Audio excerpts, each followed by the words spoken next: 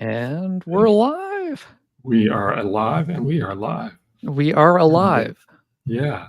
at this moment in And time. how are you doing? I'm doing all right. How about you? I'm well. It's beautiful here, and it's been, it's actually warming up finally. It was pretty chilly last week, which was lovely, but a little out of context. Yeah, we've had But now beautiful weather here. Yeah. I mean, it's yeah. been gorgeous. So Yeah. um, enjoy it while it lasts. Right. It'll all pass eventually. It'll all change. It will. It Um, will. yeah. And yeah, I'm about to head into a really busy period, just teaching wise, but also life wise. So it's going to be a challenging month ahead. But we wanted to, it will be interesting to talk about um, challenges in this context because we thought we'd discuss how we deal with medical procedures and how our mindfulness can be really helpful with that, how our practice can be really helpful with that. And I don't know that people know that you had a sort of an emergency appendectomy. What was it? Mm-hmm. 3 weeks ago? Something like that. Yeah. 3 weeks ago, Yeah. about And a little bit less, but yeah. Mm-hmm. we never really talked about it, so I don't know like how emergent it was, how much of an emergency it was, but usually they are. Yeah, I mean, usually they are. And one of the things about appendicitis, I mean, Lord knows, I've been talking to people about this now for 3 weeks, and every time I talk to friends or acquaintances or whatever, people, oh yeah, I had one of those when I was 7 years old. Oh, I had that kind of thing. Yeah, So I think I did too. so there you I don't are. know. Yeah. Yeah. So, but I didn't, obviously. So, it was something I didn't really know a whole lot about.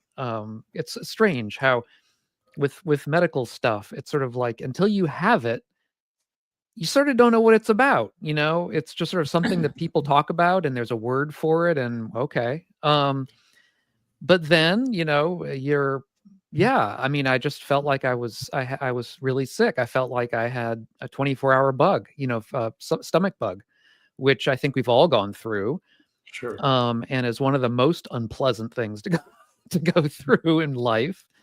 It's part of dukkha, I mean, illness and Yeah. old age and death, and that's the illness part. And so basically, what happened was we were planning to have people over for dinner that night, and Guess that didn't happen.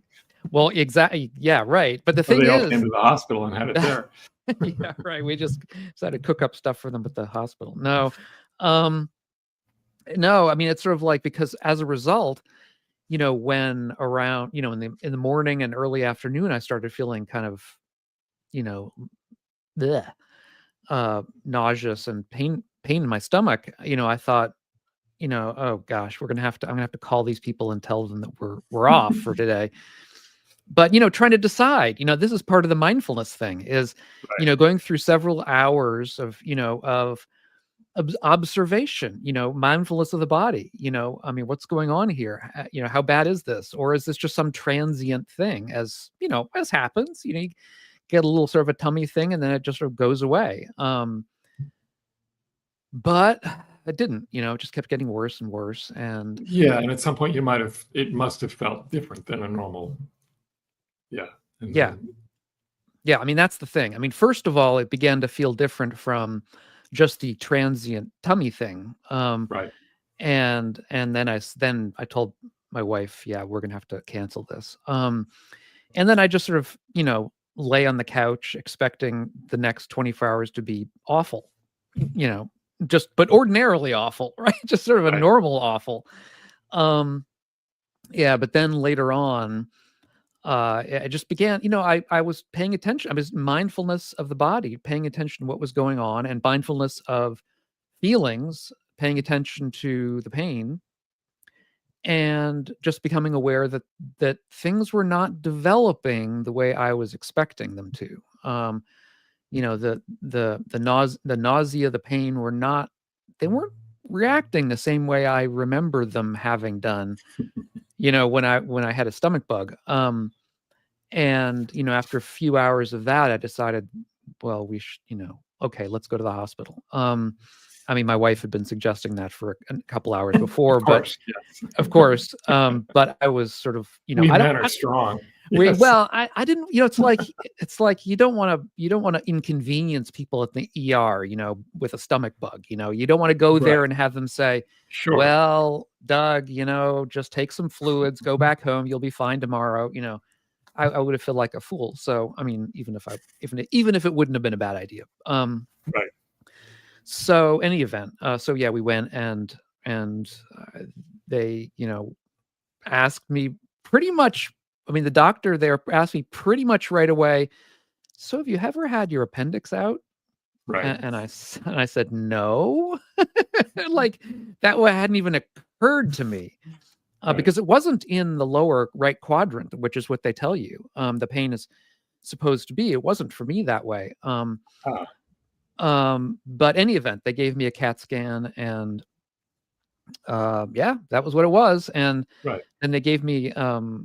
I'm going to be doing a video on this eventually, but I'm in a couple weeks, something like that. But yeah, they gave me a morphine drip, which was fun. Never had morphine before. Hope I never have to again. But if these things come up, it's a useful drug. It is very useful in these kinds of situations. And everyone was very. I mean, it was fun. Is that these days? Is that invasive? I mean, do they have to cut you open, or can they do it in some other way with an appendicitis? It's laparoscopic in my case. Okay, so they don't open you up. They do it. Well, they put little holes. Instead of one big hole, they put 3 little ones. Right. Yeah. So yeah, I mean, and fortunately in my case, I'd caught it early enough so it hadn't burst. That's good. And again, another thing I had no clue about, but when I was there, this chief ER surgeon said, well, look, it seems to be pretty early. So we'll give you, you'll go in for surgery either tonight or early tomorrow morning. But since it seems like it's early, you'll probably be out, midday tomorrow. Right. Or anyway, tomorrow at some point. He said if it had burst, then I'd be in the hospital for at least 3 days. Right. Because of the possibility of infection, because that goes way up. Yeah. But who knew? I mean, this is all new to me when I went through it. I mean, it's an organ we don't really think about because it seems to be one of those leftover organs that we've never really needed. Yeah, and I don't think it's within the list of 34, whatever that you go through in the mindfulness of the body. Definitely not that. Not the appendix. Yeah, and recently, the main, who was like Stephen Colbert had it, and he actually had a burst appendix during his show. Ooh. And he managed to get through the show, and then he was gone for a week. But yeah, so you caught it in time. So you when the surgery was the next day? It was that night. We were there at 6 in the evening, and I think the surgery was like around 11 or 11:30 at night. Okay. So it was pretty quick, and this is in a small hospital, rural hospital. The surgeon, I'm sure, had to drive in from an hour away or something like that. But everyone was very sweet. It was. I think it was in its own way. It was a good experience. Yeah, and I think the question is like how, and listeners know that I had heart surgery a few years ago. That's right. Open heart surgery. Yeah, much more important. More intensive. Yeah, and well, they're both important, but it's different. Well, more serious. And then more recently, just a cataract surgery, which is not a big deal at all, but it was fascinating to just kind of be present for it. And and what so the question is, I mean, but in your case, did they do full anesthesia for you? Yep. Yeah, I was out. I mean, and that was one of the things, is that, before I went into the surgery, I had a talk with the anesthesiologist and the surgeon. Sure. And they, because they have to explain everything to you and have you sign all kinds of documents. But it was like, you're going to be under, and we're going to have to use a breathing tube. So that was, that's a little bit.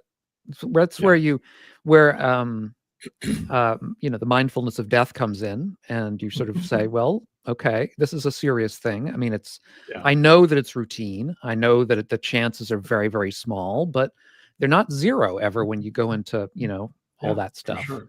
Yeah, But no, it was okay. yeah.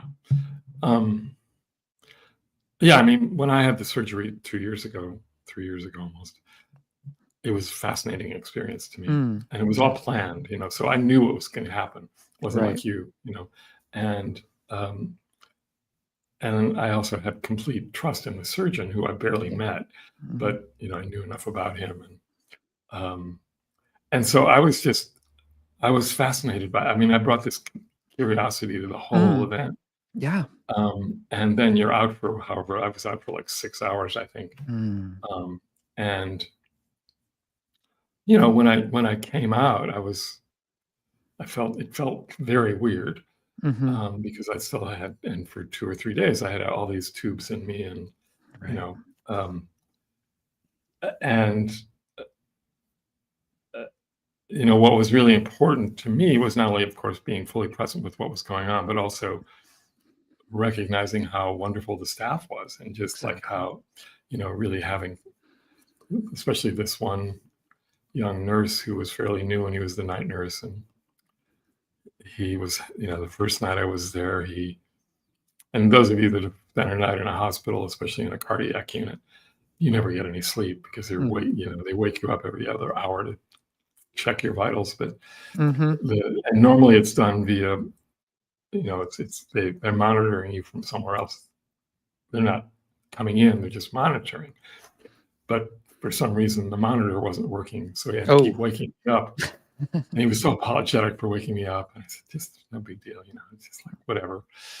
But then the next night, the poor guy couldn't get an IV needle in me, Oh and no. he kept like poking, and he couldn't find it, Ouch. and he kept apologizing, and Sure. it wasn't Yeah. like, it's a little prick. It's not that bad, but it was just so funny. And then he finally brought in a more experienced nurse who like got it in immediately.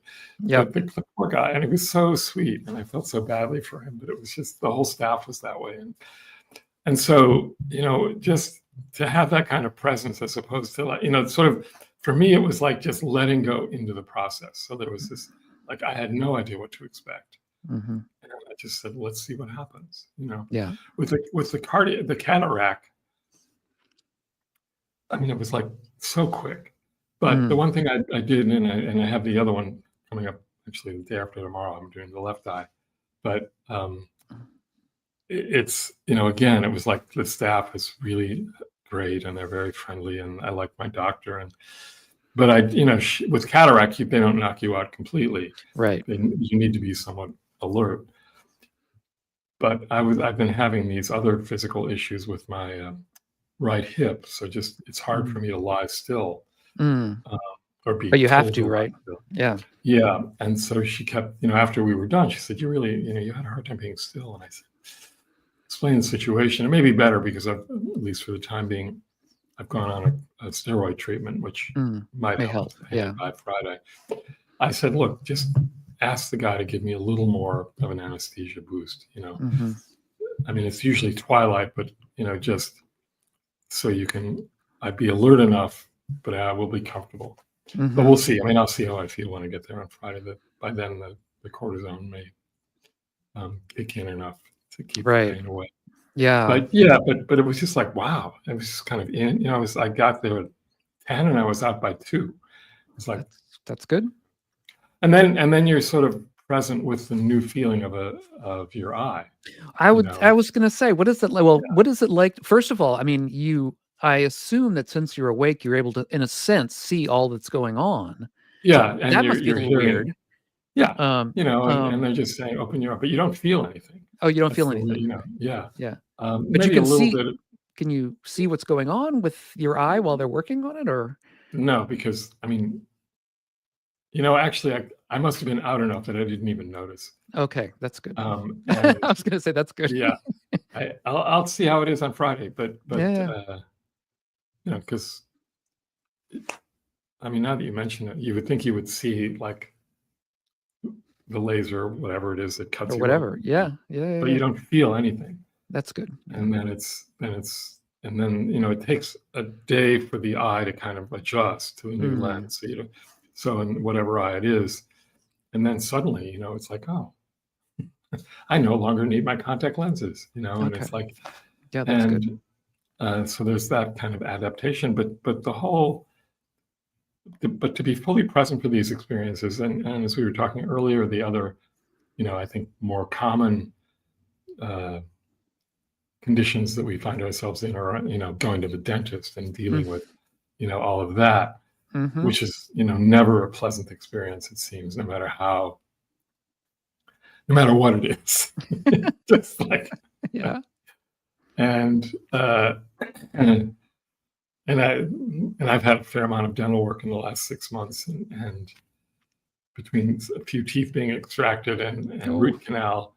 And it's like the tooth extraction is the most fascinating one because you hear it all, and it's like, yeah, they give you the Novocaine or whatever it is now, but and then this guy sticks whatever in your tooth and yanks it out, it's like, and you hear and it's like, yeah, it's certainly mindfulness of the body. Oh, absolutely. Yeah. And in one case, he like couldn't quite get everything out, so he had to like use another tool that was like worse than a dental drill. It was like, God. the whole head vibrates, and yeah, it was, but I mean, it's amazing what we can do these days to our body. I mean, how we can treat certain things, and the benefits we have of modern medicine, they're blessings and a curse for sure, and the more we hear these days from our beloved Secretary of Health, it's like, I don't want to go there, but, that adds all sorts of other stuff, but the technology is quite astonishing. Yeah. Well, it helps also, I think, talking about that subject. I don't know if you've read the book about cancer. Shoot, it came out a few years ago on. Oh, now I've forgotten the name. I'm gonna have to look it up. Well, Emperor of All Maladies. That's what it's called. It's a book about cancer. I've forgotten the name of the writer, but he's a very famous writer. I just can't remember names to save my life. But in any event, The medical writer. Medical writer, yeah. I believe he's a doctor. Anyway, it doesn't matter. Like Atul Gawande? It's not Atul Gawande. It could be. Yes. I think that's right. And he, in that book, talks about the progress in treating cancer over the last few centuries. And so, part of that involves what went on, to cure breast cancer in the 19th century and early 20th century. And it's horrible. I mean, it is literally torture. I mean, literally torture. And I mean, of course, they're doing it for a reason. So the doctor isn't trying to hurt the person for no reason. But that's what's happening. Yeah. And when you read those, as well as reading about the fact that it rarely worked, you see the huge differences that modern medicine has made to treating something like cancer. And the very start of it being, having something that puts you out, that some kind of anesthesia. Well, that's a whole anesthesia or Novocaine or whatever. Yeah. I mean, it's really, really interesting. And I'm so thankful for what we have. Yeah. And so, gratitude is a big part of this, but in terms of just one's own experience and approaching these experiences, I mean, it's really interesting when in your case, it was a bit of an emergency. In my case, it wasn't. Mm-hmm. It needed to be done, but I could plan everything. When it's an emergency, it's like, okay, so obviously, recalling the 5 reflections is important. Mm-hmm. I mean, just, to remind yourself that this, but also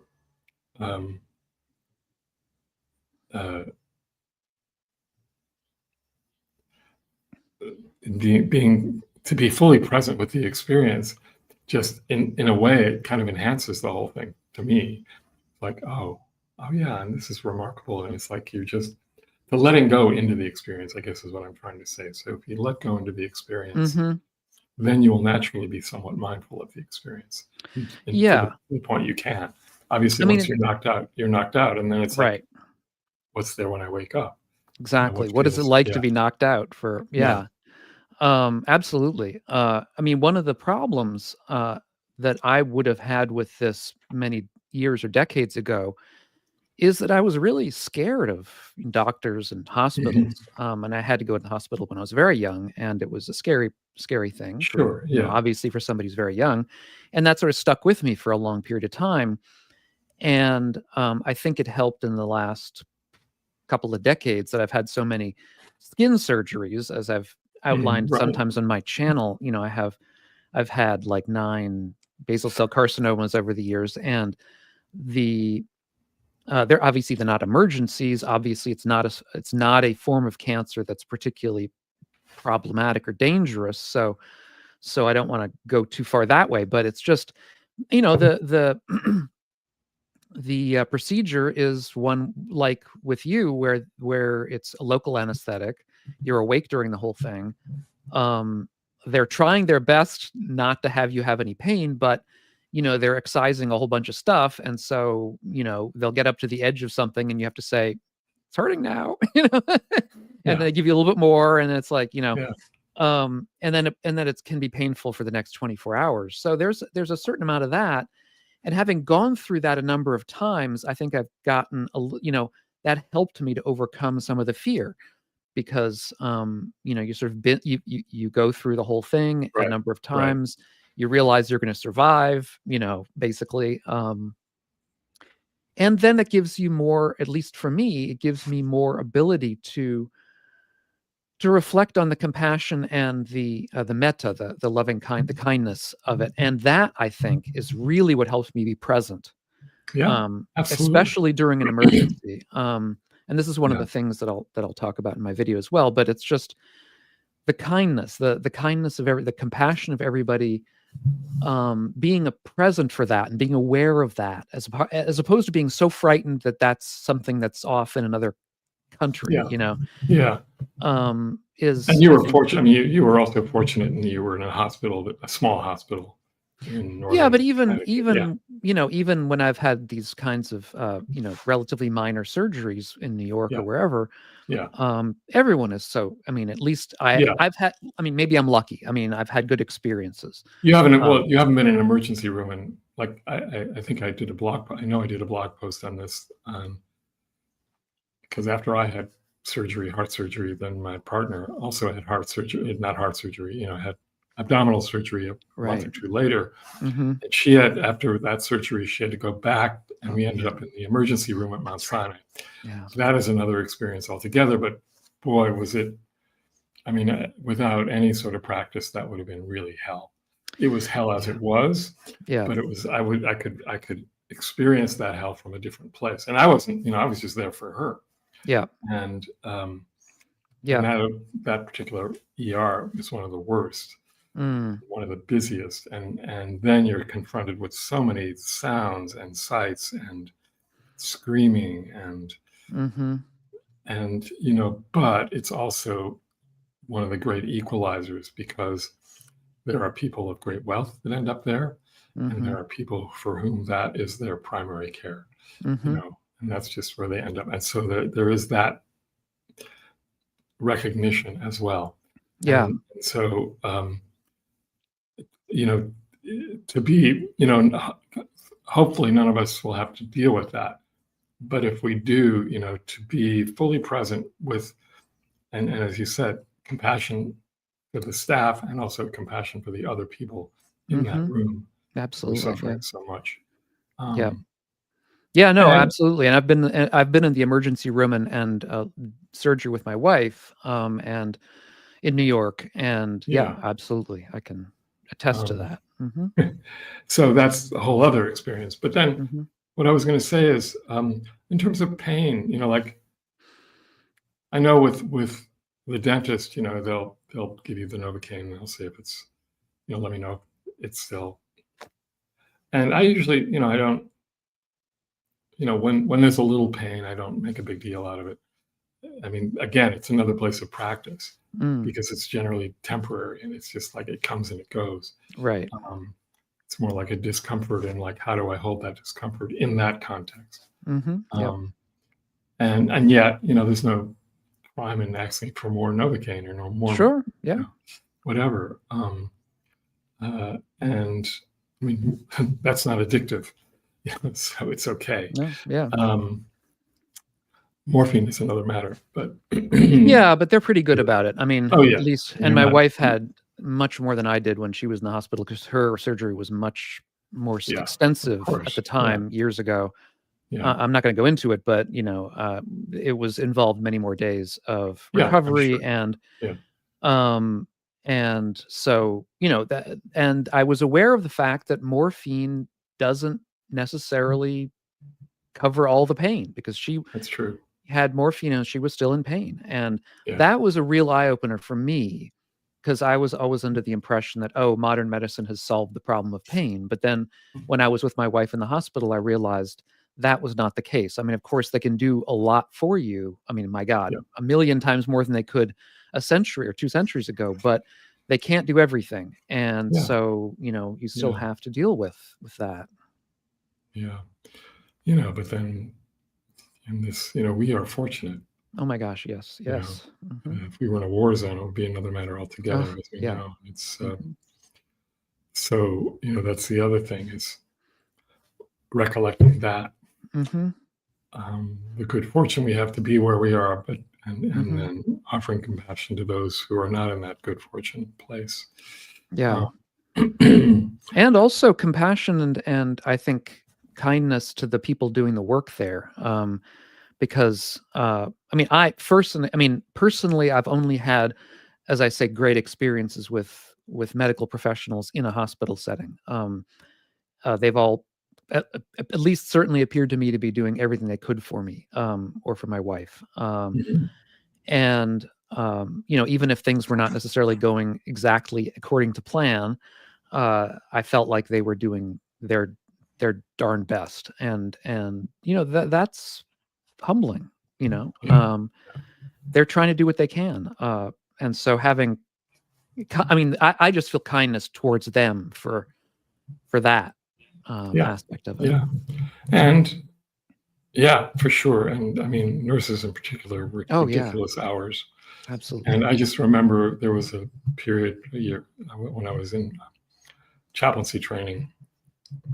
I was one of my sort of volunteer work was at a couple of units at what was then Beth Israel Hospital. I guess now it's all Mount Sinai. But and I remember, I'd like ask the nurses. I said, "Do you want to like be helpful, for you to meditate for a few minutes?" And they couldn't wait. Yeah, like, I'm sure. But they only had like 5 minutes. Yeah. And it was like that is inhumane. I mean, they can't. They can't build in, just time to stop for a few minutes and take stock, but it's like really hard for them. Yeah. And well, so, a lot of the hours are inhumane at hospitals. I don't even want to get into yeah. that, but it just because I couldn't. I mean, when I hear the hours that some of these doctors have to work, and I think, I couldn't do that. You know, I mean, well, not just doctors. I mean, I have a friend who's a chaplain nurses here. Yeah, I have a friend who's a chaplain here, and he has, and chaplains are not paid as well as nurses, and yet they have to, they. He has one overnight shift when he's the only chaplain for a huge hospital. So he has to be able to cover all those bases. Yeah. And then other times when he's sharing shifts, but it's and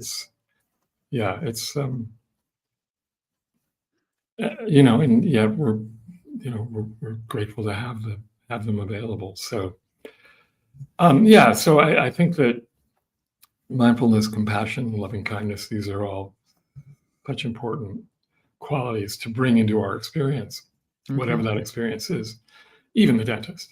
And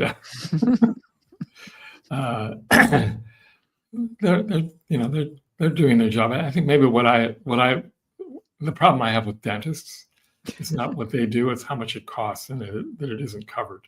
Yeah. Very Well, well. that's a whole different. That's a whole That's a different different topic. conversation. A whole But, different you know, topic. Important. but it does play in. I have to say, though, it plays into, and this is something that I have to bring to mind. It plays into my experience at the dentist. Like, oh yeah, okay, this is going to be. Not only is it's going to be uncomfortable, and and I'm paying several $1,000s to be in this level of discomfort. What a privilege. Yeah, but they're doing it for your own health. So. Of course, I know. Yeah, I know. I mean, and the older you get, the more they tell you, oh, this, it's like, got to take care of this. It's like, the older you get, the more things start breaking. That's just exactly. That's dukkha. That's that first noble truth. Yep. Yep. So friends, we hope you don't have to worry about this at the moment. But if you end up in a hospital near you sometime, or not near you, you will remember end up. remember to bring your practice with you, for yourself and for the others around you. Yeah. Makes a difference. And I think one of the things that helps our health, though, is coffee. It does. It does. I know there are studies that say one thing and another, and it's just like, no, most of the studies are pretty positive about that. So they are. If you want to keep our health and keep the show running, we appreciate the coffee. You want to keep us awake. Yeah.